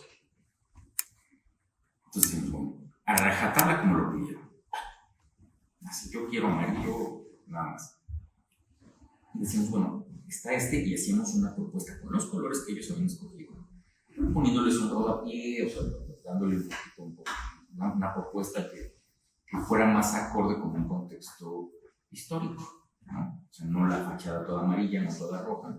Entonces, ni ustedes escogieron rojos, el rodapié le queda bien y enmarcando los vanos. Y arriba un color más claro. No, lo quiero como lo pedí. Y firmaban ahí arribita que ese era el color que querían. Para que el contratista no hiciera lo que se le diera la gana. No, me gusta el suyo. Perfecto. Y entonces hacíamos un plano con la decisión final de cada uno de ellos. Entonces decimos, este es el plano con lo que decidieron. Un larguillo. Pues ahí están los larguillos. Se platicaban. Sí. Estaban firmando. Y hacían alguna nota, ¿no? Y ponían el número del color y le echaban un garabato. No, pues yo sí quiero el amarillo con. Que por cierto, cuando pusimos los amarillos, yo dije, ay, me escogió el amarillo. Todo el mundo escogió el amarillo. Que cuando son casas chiquitas no tenía tanto tema, pero cuando eran construcciones muy altas, pues sí, yo siento que el amarillo sí se está del cielo, ¿no? Pero de eso se trata, ¿no? De cada quien, como diría mi abuelito, su gusto es, ¿no? Sí. Y entonces, bueno, esta es otra historia que va así, va de la mano. Está este proceso y de repente hay una barra de piedra en el Bancomer que la empezaron a pintar. Es una barra histórica, no es histórica, es de los 70, es histórica, no tiene nada. Pero las piedras, pues dicen, oye, pues echamos novio ahí entre los árboles y el muro de piedra, o sea, pues es parte de la memoria del pueblo. Pero pues es una propiedad privada y pueden tirarse un muro de piedra. Entonces, dijeron, oye, por cierto, las piedras las están regalando. Y dije, pues mira, tírenlas a esta dirección. Ahí tengo yo un espacio libre. Entonces guardé las piedritas porque me parece que ya no hay tantas piedras en Ángel, ¿no? Y de repente estábamos en este proceso de poder intervenir las calles y dije, no, pues esas piedras podrían servir para que se queden un poco, pero de otra manera, en un mobiliario público. ¿Por qué no evocamos el puente de Coco con las piedras del lugar? Esas son unas banquitas que tal vez puedan hacer, que no cumplen con el. Si alguien me está escuchando el seguro, ¿qué hago eso? No cumplen con ¿cómo se llama? El comité de.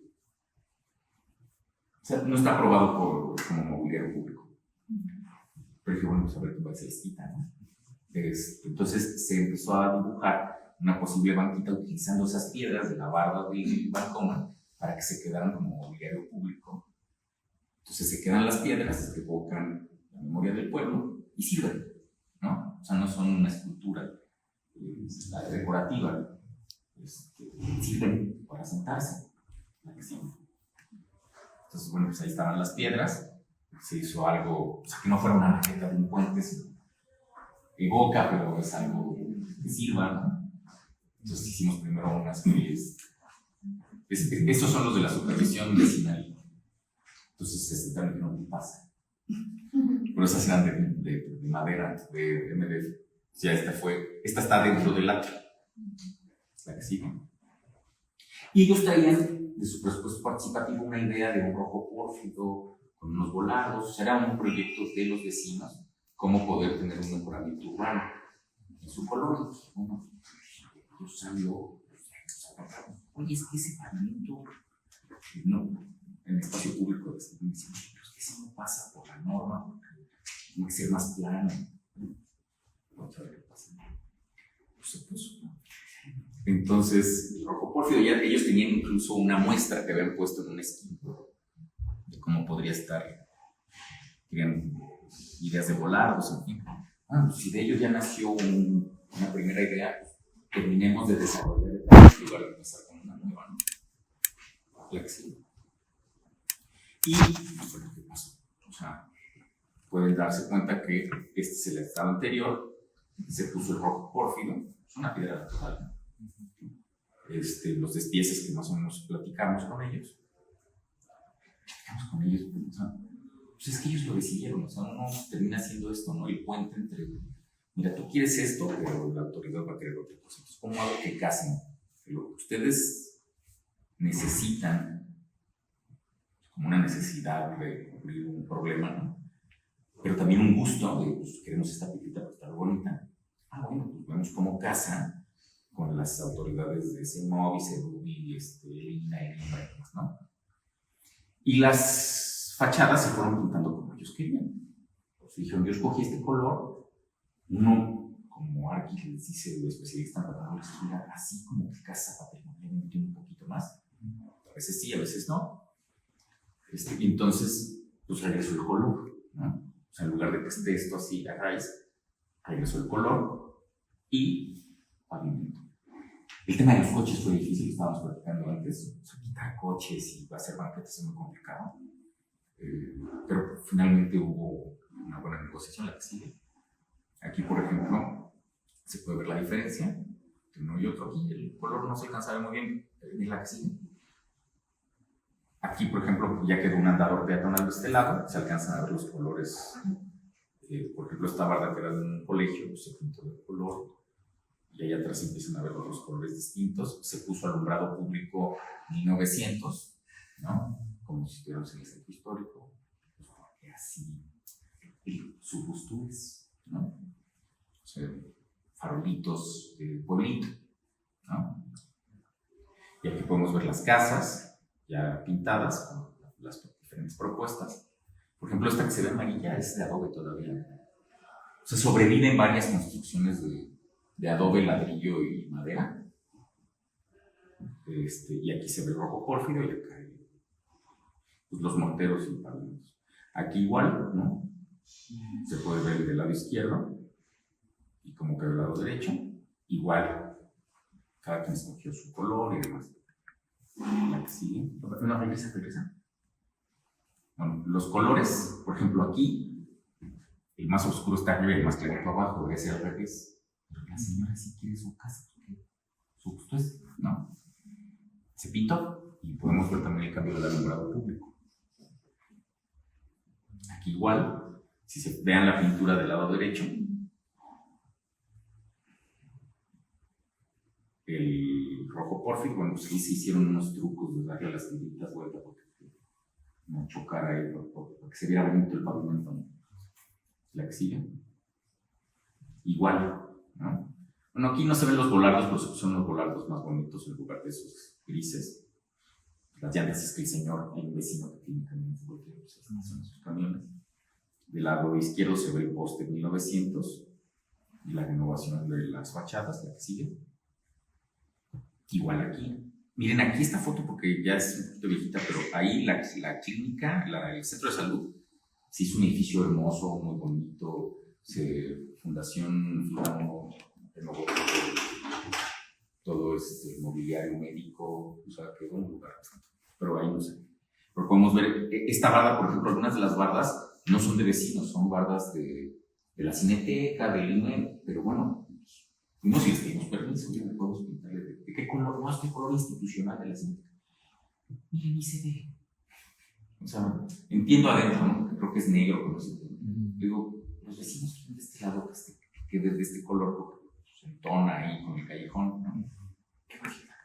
Y también había algunos de los mega condominios que decían, no, hagamos que nuestro condominio, su color está en el callejón de atrás, que es un callejón de este tamaño. Nadie lo ve. Y claro, si lo ponemos de este color, pues la gente está contenta del otro lado. Bueno, está. Entonces, por ejemplo, esta es la de la Cineteca. Este no es el color de la Cineteca, pero conseguimos ahí que hubiera una renovación digna. Entonces se ven el alumbrado, el pavimento, las fachadas, lo que sigue. Aquí igual, ¿no? Pueden ver el rojo pórfido, la barda del IMER, la que sí se ve roja. No, esta es la Cineteca y luego es la del IMER. Entonces estaba verde ahí. Pero a ver, hay un fenómeno, me voy a detener en esta. Aquí está la banca Puente de Coco. ¿La ven? Porque además al principio como que nadie la fumaba. O sea, bueno, sí había gusto, pero era como difícil dónde ponerla, que nos estorbara, que no quitáramos un estacionamiento. Yo quiero una, yo también quiero, hasta que se acabaron las piedras. ¿No? Piedras, ya se las acabaron, ¿no? Pero la renovación, y me estoy ya saliendo de nada más lo patrimonial, esa jardinera que ven ahí atrás, pues estaba procurada por el vecino de enfrente, pero cuando llegó el proyecto y la obra, hubo un gusto por cuidar más. Entonces, nos tuvimos a uno que quería aquí como cafetería y pues lo persiguieron ahí, casi rompen su mandarina. ¿Por qué? Pues porque había todo un tema de, como ya se ve bonito, pues ya lo procuramos, ¿no? O sea, ya me gustó, entonces ya no quiero que se caiga otra vez. Mire, por ejemplo, aquí, como no podemos poner postes porque quitábamos cajones de estacionamiento, le pedimos permiso al IMER y pusimos la 1900 en la pared, ¿no? Y la banquita, la que sigue. Bueno, vean del lado izquierdo, vean del lado derecho. Les voy a dar a notar algo que se hizo también. Aquí, como se pueden dar cuenta, está el 1900 pegado en la barda del IMER. ¿Sí? Se puso porque no se le estacionaron aquí a los que viven o tienen su local acá. Pero hay dos cosas que son curiosas. Esta es la barda del IMER, que es de tabique muy bonita, que es como doble, como una tizona. Así. Está pintada de blanco. Se restauró a tabique. Eso fue un proceso de restauración del siglo XX, ¿no? Y los letreros se quitaron y se hicieron pintados. O sea, eso es como rotulista de estos profesionales. El tipo de letra se sacó de las escrituras de los años 30 que casi todos tienen. Entonces sacamos más o menos el tipo de letra de las escrituras que tienen los habitantes del pueblo. Dijimos, ese tipo de letra es el que se va a utilizar en los rótulos.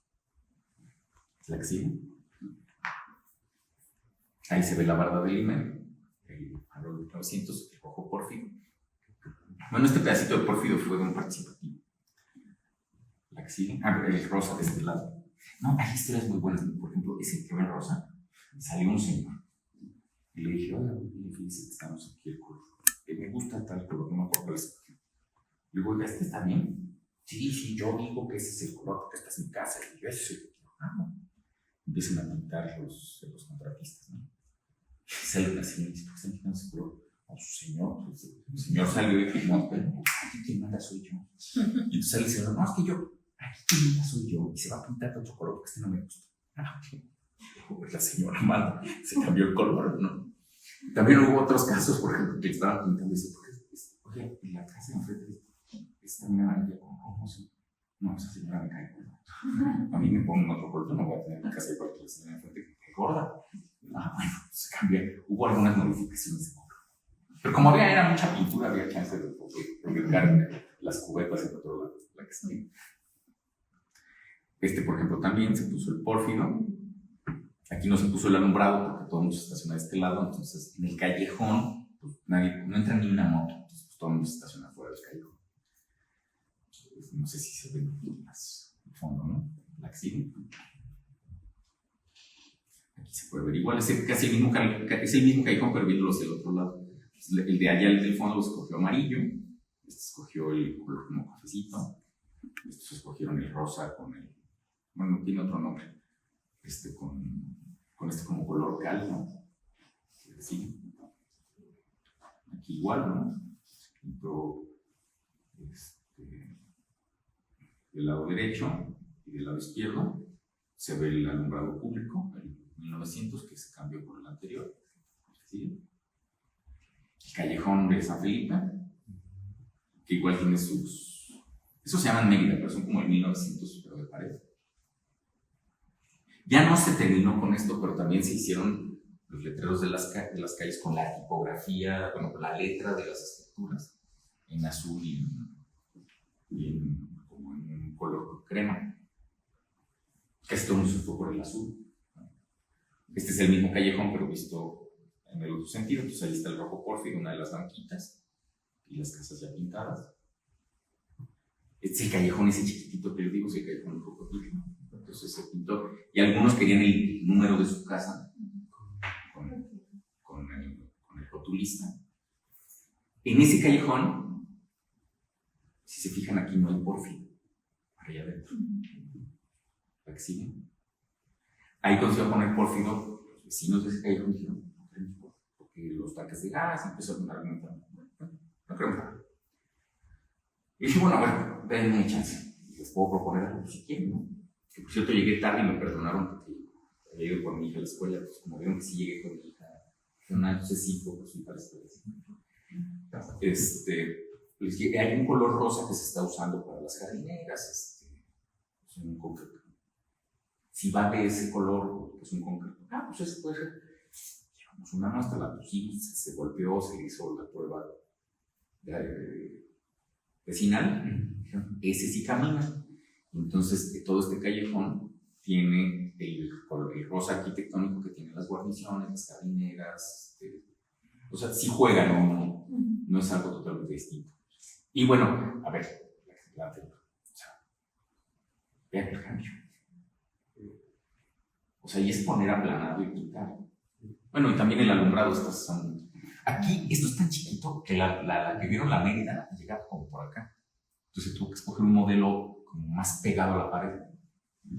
Y hace poco me entrevistaron para una cosa y como un documentalito que están haciendo. Me dicen que hay mucha gente que dice es que y estos callejones se sienten distintos porque están muy iluminados, antes estaban oscuros. Entonces me siento más seguro, me gusta más el callejón, porque además se puso mucha luz. De hecho, hasta la alcaldía me dijo, ¿sabes que me voy a meter el costo del recibo? Porque CFE cuenta el número de luminarias y sobre eso te cobra, ¿no? No le cobra la alcaldía. Pero bueno, no que estén oscuras, ¿no? Y luego tienen un truco muy raro, que es, te dan una lamparita, pero la conectas a tu instalación eléctrica. Pues no, el alumbrado público tiene que ser público. La que sigue, este callejoncito más que quedó revuelto. Entonces, esta es la barda de un condominio cachetón que tiene otro color, en fin, pero pues hay que negociar con ellos. Los vecinos lo viven, ellos en su vida están aquí. Y de hecho no nos dieron chance de colocar las luminarias en la barra del condominio, nos tuvimos que poner sobre las de los vecinos. Que aquí salió una vez una nota del Reforma, en esta camarilla que ven, porque hay tanto cable de las calderas que la señora que vive ahí cuelga su ropa, o sea, se asoma por la ventana y cuelga su ropa en el cable del ICI, del Total Play. Sí. Vean la diferencia, ¿no? El pavimento, el alumbrado público o sea, porque ahí se tuvo que repellar el muro. Aquí igual ese es el fondo del callejón. Y ya voy a acabar, ¿eh? Este es el proceso de restauración de la barda. O sea, lo pagomítica es del IMER. El IMER no lo ve porque no es su entrada principal, es lo que tiene atrás, ¿no? Pero los vecinos sí lo ven. Pero fíjense nada más la magia de la memoria urbana. O sea, la restauración va más allá de la campana del templo, ¿no? La que sigue. Pues, ¿por qué no? Te amo, Tere, Héctor, 1984. Entonces los restauradores me decían, oiga, no, restaura lo que está escrito, no restaures el tabique, ¿no? ¿Por qué? Porque eso es parte de la memoria del pueblo. Y ya después, estas personas siguen viviendo ahí, creo que se casaron, ya no sé cómo estuvo muy bien el tema, ya no le entré al chisme, pero ese tipo de cosas aparecieron. Entonces, es otra la imagen de la barda, vean, esto verde, la que quedó así, con su banca puente de coco, la jardinera rosa, y es otra cosa, caminar por un muro de tabique, que además está bonito, o sea, se diseñó para que quedara pared, ya blanco, ¿no? Y ahí acabó. Entonces, está más bonito que la bibliografía. ¿No? Preguntas. Subrayo. El intervenir en la renovación urbana del patrimonio es lo social, de los que viven ahí o los que viven en el espacio que habiten en otro lugar, y las autoridades encargadas del patrimonio. Y los restauradores, los que nos encargamos de temas patrimoniales, si yo tuviera que decir cuál es el primer punto, humildad. No vas a ganar un gran premio por poner una banca escultórica. No sé, bueno, es porque lo veo, pero de repente veo proyectos de espacio público en zonas patrimoniales. ¿Qué ganas de...? O sea, el ego está desbordado. No más, por más que es espacio público. O sea, necesitas... Es otra cosa, es lo social, es lo patrimonial. No esta necesidad de... No sé si lo han visto, ¿no? Quieren poner un tipo de iluminación y fuentes, colores que pintan y que luego nadie tiene la tableta esta de 40,000 pesos para que arranque otra vez, ¿no? O sea, ¿cómo puedes mediar entre lo social y las autoridades que tenga una personalidad que está en otro lugar y no tanto en una banca que cuesta millones porque la diseñaron para el parque de Nueva York, ¿no? Yo creo que por ahí ibas a decir. Sí. ¿Cuánto tiempo duró este proceso? O sea, desde que ustedes lo tomaron, la investigación. Mira, es más viejo porque nosotros llegamos tarde. O sea, nosotros llegamos tarde. Y ya este proceso ya había empezado de alguna manera. Por eso está lo del participativo. Entonces, ese tiempo no sé cuánto habrá sido. Y hubo gente muy brillante de por medio. Incluso gente muy valiosa de la SEDEMA, que hizo mucho trabajo de campo. Que sin ellos, con ese trabajo que hicieron ellos previamente, esto nunca hubiera podido ser realizado. O sea, esto no es una medalla mía. ¿De qué dirección? ¿De la SEDEMA? Sí, de... ¿Cómo se llama? ¿Infraestructura? No. Los que ven el tema del vecinal, ¿cómo se llama? Se me acaba de olvidar la dirección. Ellos hicieron mucho trabajo de campo. Había una consultoría que también había hecho trabajo y funcionarios de Mítica también habían estado trabajando. Entonces nosotros llegamos ya con un trabajo hecho. Y esto que ves, nos incorporamos a un equipo de trabajo donde estaba esta consultoría, estaba el equipo de SEDEMA. Bueno, no, cuando llegamos nosotros los de Mítica, dijeron, ¿ya llegaste tú? Sí. Adiós. Somos amigos, y le digo, oye, tú, ¿viste que ya empezábamos nosotros? Y como yo eso no es. Quédate tú. Entonces fue un equipo interesante en donde los que la verdad llevaban la batuta fueron los vecinos. O sea, ellos fueron los que de alguna manera fueron diciendo los colores, la piedra, varias cosas. Y uno, digo, se convierte más en el vínculo entre ellos y las autoridades. Y a veces lo técnico, ¿no? Les dices, oye, mira, estamos aquí, no va a caminar, no va a pasar el camión. O sea, cosas meramente técnicas, ¿no? Pero de que entramos nosotros a lo mejor habrá sido noviembre, diciembre, febrero. Porque se tradució la pandemia. Tal vez unos 4 meses. Pero ya entre que se acabó la obra, pues también fue un rollo lo de poner la piedra. No sé si habrán sido un poquito más, pero casi lo que recuerdo yo como lo rudo de estar ahí fueron 4. Luego hubo otra intervención para Puente Coco, pero esa fue la más chiquita. Y el problema de movilidad, o sea, mientras cambiaban pavimentos y todo, ¿cómo lo resolvieron? No, eso fue bien, qué bueno que no, pero sí, fue bueno.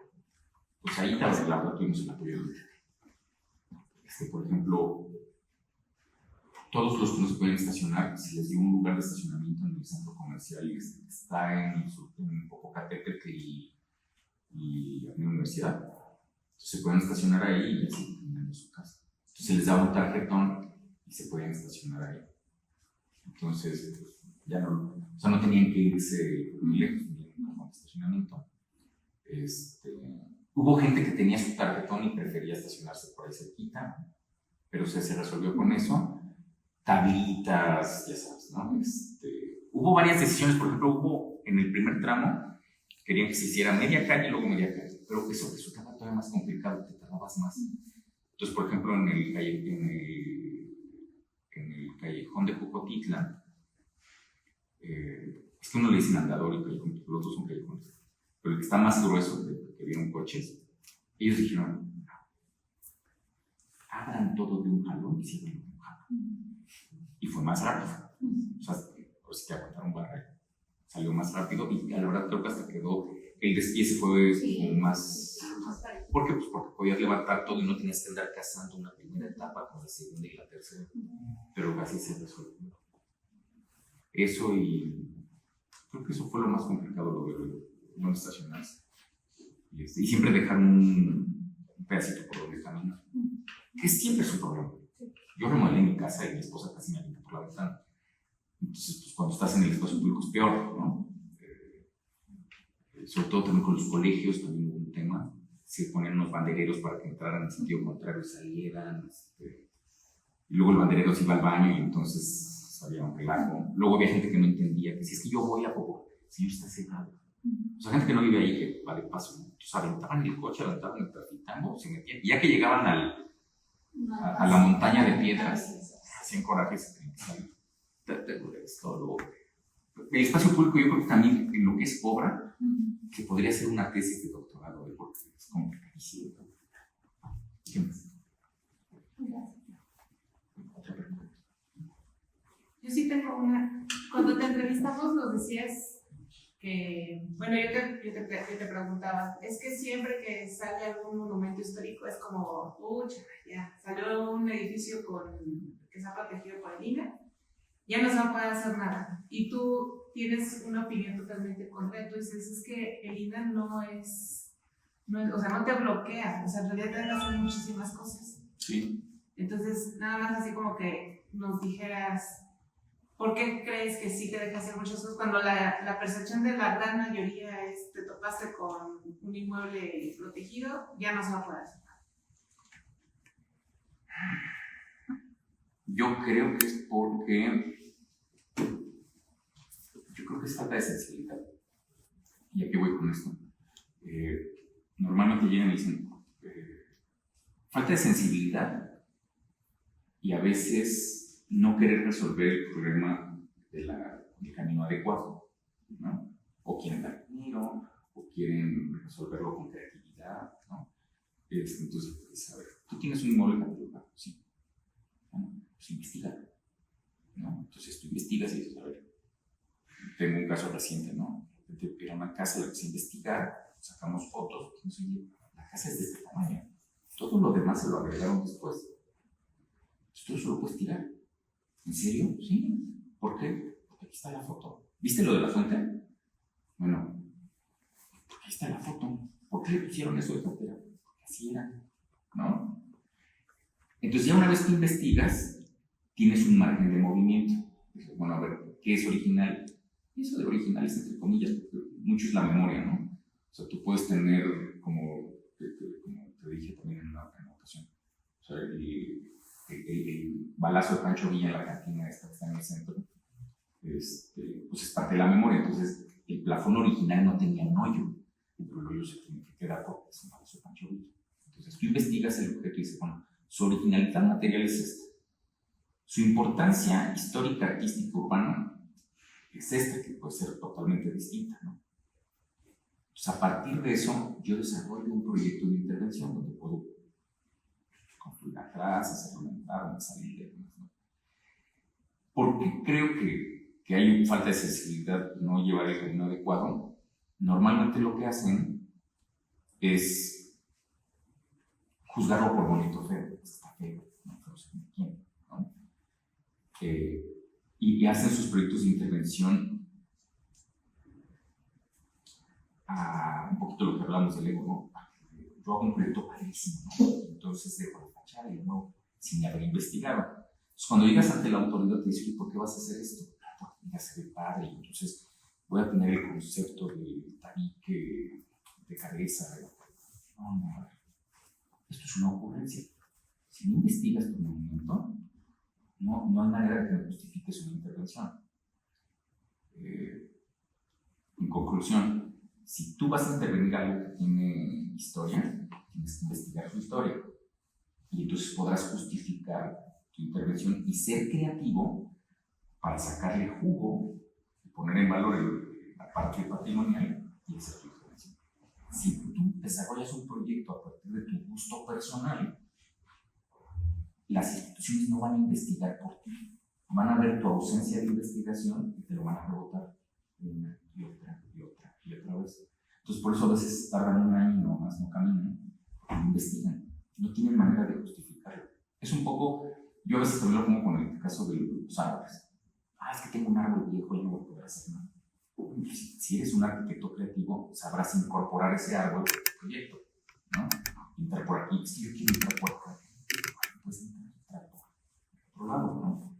Entonces, también esta parte creativa tiene que incorporar el árbol, el vecino, la banqueta, una serie de elementos, no nada más es el patrimonial. Tú tienes restricciones de altura, de aire libre, de colindancias, ¿no? Entonces, esta es otra más que aparece, ¿no? Entonces, yo no lo veo así. Yo veo incluso a veces una oportunidad y fue lo que te platicaba, de darle personalidad a tu proyecto. O sea, me han tocado varios proyectos en los que dejan la parte patrimonial en frente de 2, 3 cogías y levantan el edificio de atrás y los departamentos que están en la parte patrimonial se venden así porque tienen personalidad. Sí. O sea, voy a poner otro ejemplo. La Torre Reforma. Si a la Torre Reforma le quitas el patrimonial que tiene abajo, pierde. O sea, no es lo mismo. Ya es una torre cualquiera. La Torre Reforma con el patrimonial que tiene abajo le abona, pero pues, tanto el patrimonial como la intervención contemporánea ganan ambos. Por eso yo digo que no pierdes, incluso puedes ganar. Y ese ejemplo me parece bastante bueno, porque en serio, o sea, si tú le quitas la tienda esta de computadoras que está abajo, ¿no? Y le dejas una plaza, pues es medio X, ¿no? Le pones la casita patrimonial y es un proyecto padrísimo, tiene más personalidad. Entonces yo por eso creo que no pierdes, a menos de que seas en serio, pues, quiero ganarme el último centavo, y que digas, no, es que mira, si tiro todo el patrimonial me voy a ganar, en lugar de 20 millones, 21 millones.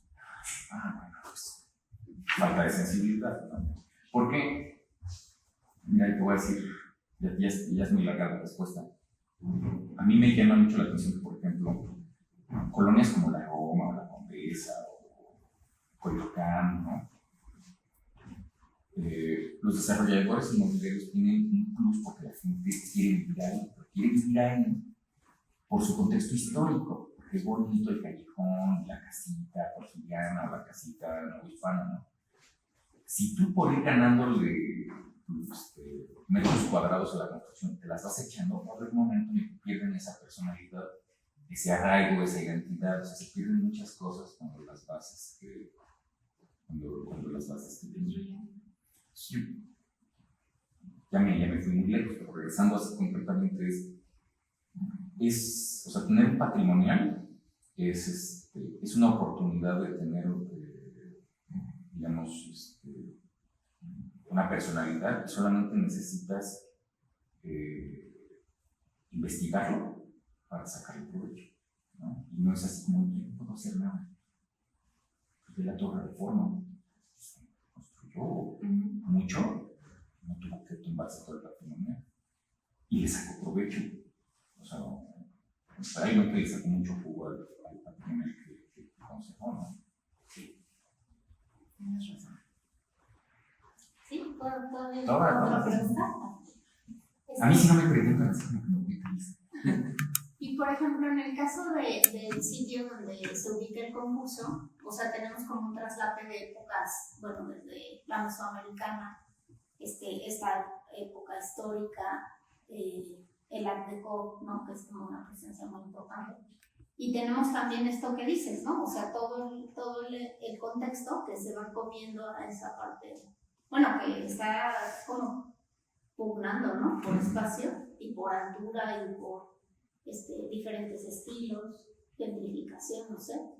Entonces, ¿cómo es que uno toma en cuenta, o sea, siendo una riqueza, pero qué es a lo que le pones atención? O sea, ¿a qué época le das más importancia? Es que eso es justo caminar el lugar e investigarlo. O sea, si tú lo caminas, te das cuenta qué elementos son los que debes de rescatar y poner en valor. No puedes todo, ¿no? Sí. Pero tu propuesta tiene que ser de una investigación caminando y documental. O sea, te pones a investigar y dices, a ver, aquí había esto, aquí había el otro, aquí sucedió, no sucedió, murió, nació, etc., ¿no? Y caminas el lugar y dices, ok, mi propuesta va a salir a partir de esto. ¿Qué creo yo en proyectos de este tipo? Que igual es lo social y es lo material, ¿no? O sea, socialmente, ¿qué está pasando ahí? Escriben este tipo de personas, llega un flujo grande de personas en el día y suceden estas cosas, ¿no? El comercio en vía pública o oficinistas, etc. Entonces, esa es mi realidad social y cotidiana, ¿no? Los que viven ahí, ¿no? Que a lo mejor llegan en la noche de trabajar, ¿no? Entonces, bueno, esta es mi parte social. Y mi parte material, ¿cuál es? Pues mira, tengo estos elementos arquitectónicos, tengo esto, y de ahí que tiene que nacer una propuesta. Si es solamente material, es muy de artes, ¿no? No, es que es un barrio Art Deco, entonces voy a hacer algo así como Art Deco, lo moderno. Oye, pero la gente que vive ahí, esto le va a estorbar, ¿no? Entonces, tiene que salir de esas dos partes. Y el resultado siempre he pensado yo que lo más importante siempre es la memoria. O sea, creo que lo fundamental en la parte patrimonial es la memoria. El Palacio de Pancho Villa es memoria, ¿no? Cuando tú te aproximas hacia la memoria de todo, es en donde puedes tú encontrarle cómo intervenir. Yo me la paso poniendo ejemplos, pero mira, cuando platico a veces de esto con gente que quiere aprender de patrimonio o que quiere, digamos, como entender esta parte de la memoria. Yo compré un bochito a una viejita, ¿no? Compré, le había hecho 2 o 3 cosas, ¿no? Le cambié unas vestiduras y demás. Investigué. Mira, y le hice unas encanto. Le hice unas escalas, dije, era de este color, las vestiduras eran grises, el radio era de tal modelo, ¿no? Llevaba cinturones de seguridad opcionales de tal marca, el escape era tal, es motor 1600, y lo restauré como salió de la agencia. Pero hay otra persona que compró uno igual taxi. ¿Sí? Oye, pues hay que quitarle los agregados, ¿no? Y que quede como salió de la agencia, ¿no? Su memoria es que sea un taxi de los 70s, ¿no? Entonces la originalidad ahí no aplica. Tú dices, ok, este bochito lo dejo amarillo con su cosa que dice taxi y su taxímetro de esos que eran mecánicos, ¿no? No eran digitales, ¿no? Y su cuerito y sus decoraciones de taxi, ¿no? Lo dejo taxi. Y con todos los agregados y defectos fuera de la originalidad que pudiera tener, porque su memoria está en que yo me subo y mira, así así era el taxi de los 70s, ¿no? Así era el taxímetro, le ponían estos, como un zarape que le ponían atrás, pero se gastaba rápido ¿no? Y la crema de Nivea que iba abajo, entonces daba una luz moradita, ¿no? Y había un lomo donde ponían ahí las moneditas, ¿no? Para darte cambio. Y todo eso es su memoria. Entonces, el ejercicio real de la parte patrimonial es la memoria. En serio, luego yo veo intervenciones donde dicen, no, es que el muro de tal, ¿no? Pero ¿dónde está la memoria de este espacio arquitectónico? ¿No? Aquí se firmó el acta de independencia, no, pues déjalo como cuando se firma el acta de independencia, ¿no? ¿Por qué? Porque su memoria está en eso, ¿no? Yo te recuerdo uno que lamenté mucho, de un lugar donde habían encerrado a un personaje, y de repente llegué y quitaron todo y hicieron un salón así como este, ¿no? Sí, ¿la celda? No, pues, ¿cuál? Estaba mugrosa y fea. Pues sí, era una celda mugrosa y fea donde encerraron a un personaje histórico. Pues su memoria era la celda donde estuvo el personaje, ¿no? Ya te lo cargaste. No, pero la fachada me quedó restaurada padrísima. Sí, pero la memoria no solamente es la fachada a nivel urbano, sino la celda en donde estuvo el personaje. Entonces, yo creo que si tú te enfocas en tu investigación de campo y demás, tu fin último es la memoria urbana, la memoria histórica, la memoria artística, es en realidad en donde está la propuesta que abona a lo social, a la historia, al arte, a todo lo demás. La memoria, ¿no? Por ejemplo, lo que viste ahorita de del templo, bueno, pues la memoria es los danzantes, la fiesta patronal, cómo es hoy, cómo fue antes, ¿no? Es la memoria y lo que todavía está actualmente, ¿no? Entonces ahí es donde está la magia, ¿no? Por eso pongo el del bochito, ¿no? Porque creo que ilustra muy bien cómo la originalidad material no está, no es lo patrimonial, ¿no? Creo que cuando alguien debe de intervenir en un espacio arquitectónico, espacio público o hasta objetos, todo está en esta memoria, ¿no? Mira, a veces cuando ves fotos antiguas, ves ciertas cosas en la ciudad y ves la teoría de la restauración, luego hay cosas que no te casan. De repente cuando decían hay un tema de esta falso histórico, ¿no? Por eso decía, el ángel de la independencia no es el original. Si acatáramos ciertas teorías de la restauración, no debería de ser igualito, debería de ser distinto, de otro color o amorfo, para que se vea que no es el original. O sea, estrictamente poner el ángel, bueno, la Victoria Alada, igualita a la que hubo antes, está mal, porque no es la original. Pero su memoria está en que esté completo, ¿no? Entonces, la memoria es una memoria urbana, ¿no? O sea, la memoria, en este sentido, espero que lo que más vale.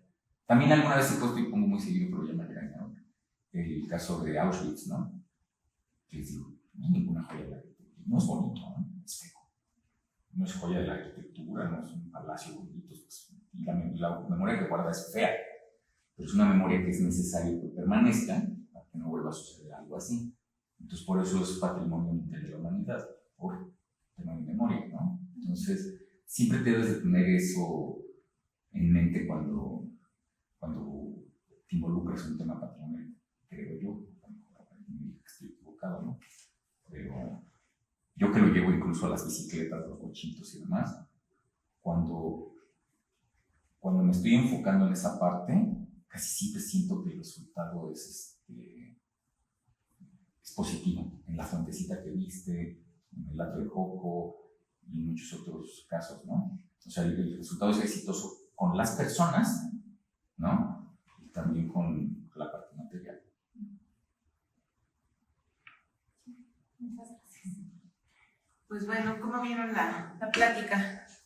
No pregunto la calificación. Preguntaron hace unos días, llegamos a un cuestionario, pero creo que se contesta con lo que nos platicaste de La fachada de los colores, ¿sí? Con lo que nos platicaste del pueblo de Joco, porque la pregunta era ¿Qué tan viable es la opción de que todos los edificios tengan un mismo color? Pues es que depende en dónde. En este caso no todos tienen el mismo color, pero pues hay lugares donde podría aplicar. Todas las casas estaban pintadas del mismo color. ¿Por qué nadie quiere pintarla de otro color? No, pues así es nuestro pueblo. No, nadie puede pintar nada. La tradición, la memoria histórica es que todos están pintados, creo que de colores como terracota. Pues en ese caso aplica, ¿no? En Tlacotalpan, Veracruz, no aplica. En Joco no aplica que todos estén pintados del mismo color. Hay lugares nuevos. Ahí ya no estamos hablando de patrimonial, ¿no? Me ha tocado ir a conjuntos habitacionales nuevos, donde hay casitas, donde todos tienen que pintarse del mismo color. Es una regla condominal, ¿no? Pero creo que ni aplica que todos pinten de colores, ni que todos sean del mismo color. Todo depende del contexto social, de la historia del lugar y de las tradiciones que tengan.